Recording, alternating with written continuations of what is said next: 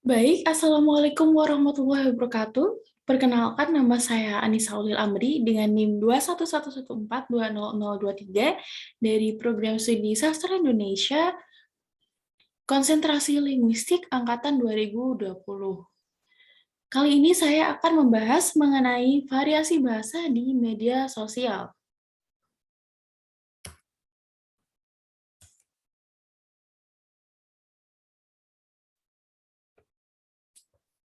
Yang pertama yaitu pendahuluan. Menurut Chair, keragaman bahasa muncul berdasarkan keragaman sosial dan fungsi kegiatan di dalam masyarakat. Masyarakat dengan usia, profesi, tingkat pendidikan, dan status sosial memiliki ragam tersendiri dalam berkomunikasi dengan kelompok yang sama dan kelompok yang berbeda. Penutur akan berbicara formal atau tidak formal berdasarkan lawan bicara dan kebutuhan. Perkembangan teknologi yang semakin pesat di zaman modern ini memberikan kontribusi berarti bagi remaja. Pengguna jejaring sosial lewat internet umumnya digeluti oleh remaja-remaja. Jumlah pengguna bahasa ragam khas bahasa Twitter menunjukkan semakin akrabnya generasi muda Indonesia dengan dunia maya tersebut. Media sosial seperti Facebook, Instagram, Twitter merupakan media komunikasi yang sedang eksis di tengah-tengah masyarakat. Pada dasarnya, penggunaan media massa adalah bentuk kompilasi realitas peristiwa yang mengonfigurasinya sebagai wacana yang bermakna. Media sebagai saluran komunikasi berperan sebagai proses penyampaian pesan dan berita yang memiliki makna khusus bagi pembaca. Saat ini, banyak orang yang menggunakan media sosial untuk mencari dan menyebarkan informasi. Mereka dapat menjangkau informasi secara khusus melalui media sosial yang juga untuk bersosialisasi satu sama lain, dan itu dilakukan secara online, yang memungkinkan orang berinteraksi tanpa dibatasi oleh ruang dan waktu. Andi Hidayat adalah salah satu contoh pengguna Twitter yang diikuti oleh 2,1 juta akun Twitter. Tokoh ini menarik karena unggahannya yang menampilkan bahasa anak muda dengan mengangkat tema kegalauan, percintaan, kesendirian, serta keseharian pemuda yang mungkin mewakili perasaan pengikut Twitter lainnya. Konten bahasa yang dipakai pelaku industri media sosial memungkinkan mempengaruhi pengikutnya dalam berbahasa. Lalu kita masuk ke pembahasan. Yang pertama yaitu variasi bahasa.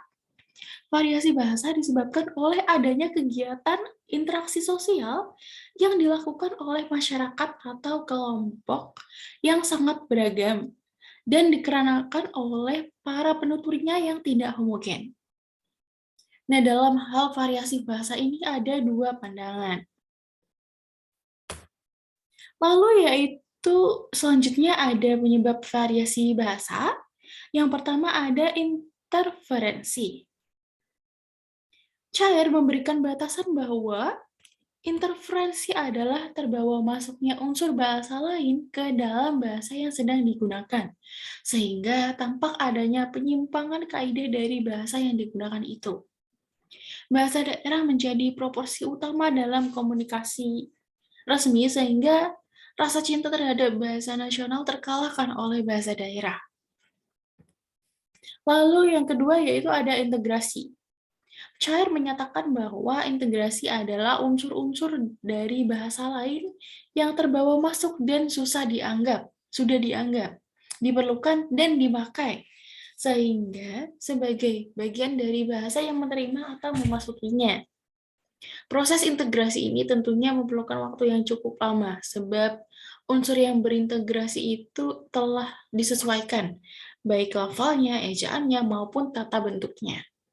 Contoh kata yang berintegrasi yaitu seperti kata montir, sopir, dan dongkrak. Lalu yang ketiga yaitu ada alih kode dan campur kode. Chair mengatakan bahwa alih kode adalah beralihnya suatu kode, entah bahasa atau ragam bahasa tertentu, ke dalam kode yang lain atau bahasa lain.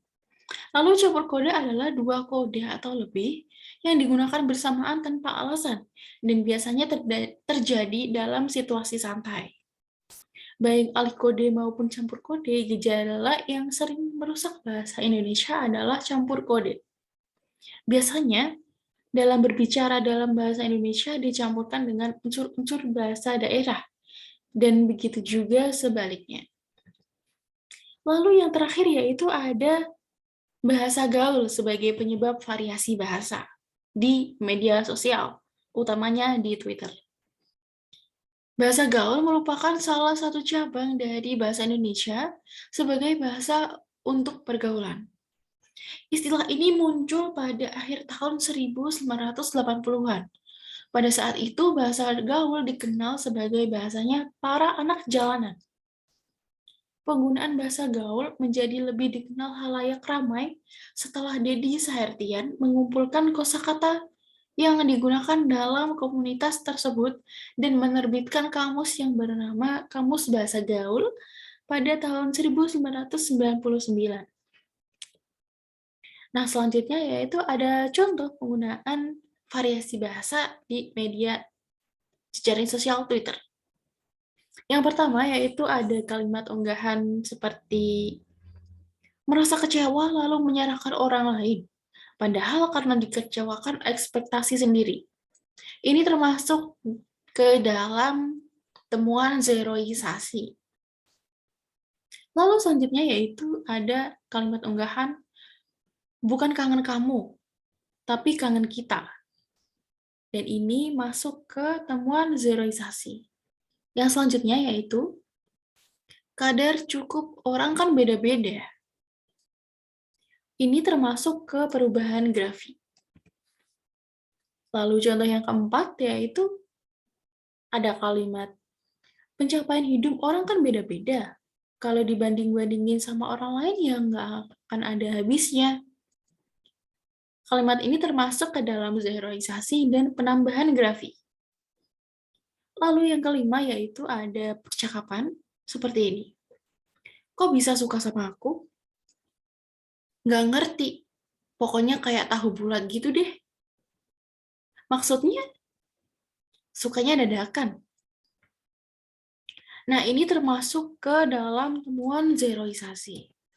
Lalu yang keenam yaitu ngiri banget sama orang yang punya hobi. Gue nggak tahu hobi gue apaan selain nggak ngapa-ngapain.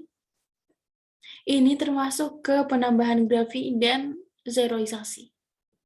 Selanjutnya yaitu berusaha untuk mengerti perasaan orang lain.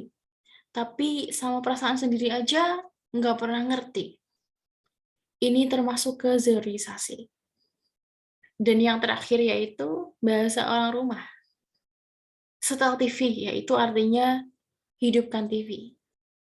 Ada yang ngebel, yaitu artinya ada yang telepon. Listriknya jeglek, ngejetrek, yaitu artinya mati lampu atau listriknya turun. Ini termasuk ke dalam zeroisasi dan juga campur kode.